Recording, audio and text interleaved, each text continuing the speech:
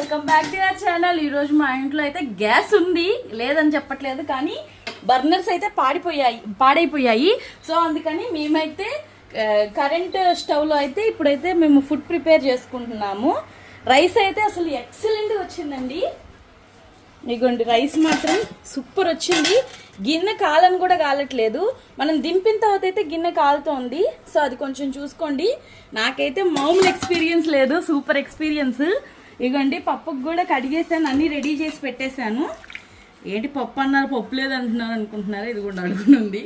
ఇప్పుడు మనం పప్పు కూడా పెట్టేద్దాం.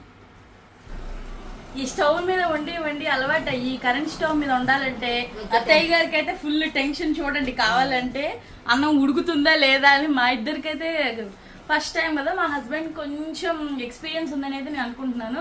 మేమైతే 5 నిమిషాలు అక్కడ కూర్చోవడం, మళ్ళీ రావడం, కూర్చోవడం రావడం. మీరు ఎలా ఎక్స్పీరియన్స్ చేశారో కమెంట్ లో చెప్పేసేయండి. బాయ్.